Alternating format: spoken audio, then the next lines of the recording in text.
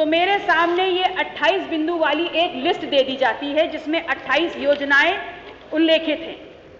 अब मैं पूर्ण विश्वास के साथ कह सकती हूं कि ये 28 योजनाएं जिनके नाम यहां लिखे गए हैं, जनता या यहां बैठे सभी माननीय विधायक सदस्य तो समझ नहीं पाएंगे, बल्कि अगर स्वयं मैं माननीय मंत्री जी को भी दे दूं तो इन योजनाओं का नाम पढ़ने के बाद वो नहीं बता पाएंगे। किसान इस देश के 64 लाख खेत खलिहानों से जुड़े हुए हैं जो इस देश की रीढ़ और आधार बनाते हैं। किसान और कृषि को लेकर के बड़े बड़े मंचों पर बड़ी बड़ी बातें होती हैं, जैसे कि सब्सिडी दे देंगे, जैसे कि आय दुगनी कर देंगे, जैसे कि कृषि उपज बढ़ जाएगी। तो इन्हीं तमाम बड़े बड़े दावों को लेकर के मैंने अपना प्रश्न रखा था और जिसके जवाब में माननीय मंत्री जी का जवाब मुझे प्राप्त हुआ। लेकिन इस सूची और जवाब को देखने के बाद यहां बैठे विपक्ष के समूचे विपक्ष के जितने माननीय सदस्य हैं वो इस बात पर मेरे साथ सहमति जरूर जताएंगे कि हमारा उद्देश्य सरकार को परेशान करना नहीं है, अपितु हम सिर्फ इतना चाहते हैं कि सदन के माध्यम से सरकार की जो भी जन कल्याणकारी योजनाएं चल रही हैं उसका क्रियान्वयन किस हद तक जमीनी स्तर पे हुआ है, उसकी जीती जागती तस्वीर जनता के बीच में पहुंचे। और ऐसे में मेरे किए हुए प्रश्न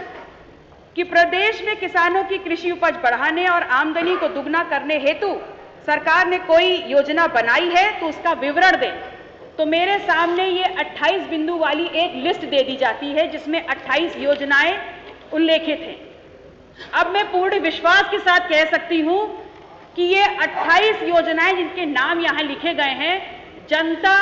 या यहां बैठे सभी माननीय विधायक सदस्य तो समझ नहीं पाएंगे, बल्कि अगर स्वयं मैं माननीय मंत्री जी को भी दे दूं तो इन योजनाओं का नाम पढ़ने के बाद वो नहीं बता पाएंगे कि 1.25 साल की सरकार हो गई है, आपकी इस योजनाओं का नहीं। ये मंत्री जी, आप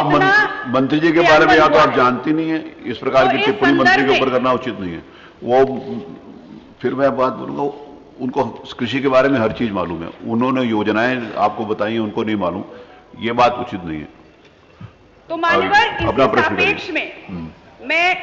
आपसे प्रश्न करना चाहती हूं कि सरकार आंकड़ों में मानती है कि क्या किसानों की आय डबल और कृषि उपज इन उल्लेखित 28 योजना के चलाए जाने के बाद अपेक्षा अनुरूप पूर्ण हो गई है? यदि हां, तो आपसे विनम्र निवेदन है कि सरकार इन सभी 28 योजनाओं के पिछले 5 वित्तीय वर्षों के आंकड़े सदन के पटल पर रखे, और यदि नहीं तो अब सरकार की क्या योजना है उस योजना का संपूर्ण विवरण इस पटल पर दें और इसकी समय सीमा क्या होगी। लास्ट प्रश्न आप ही का सर, अभी मेरा रह गया। चूंकि उर्वरकों पर 5% जीएसटी लगाया जाता है, कच्चे माल जैसे सल्फ्यूरिक एसिड और अमोनिया पर जीएसटी परिषद की सिफारिशों के बाद 28% जीएसटी लगाया जाता है, तो मेरा दूसरा अनुपूरक माननीय मंत्री जी से है कि क्या सरकार किसानों को उन्नत बीज और उर्वरक की खरीद पर जीएसटी मुक्त करेगी? बहुत बहुत आभार।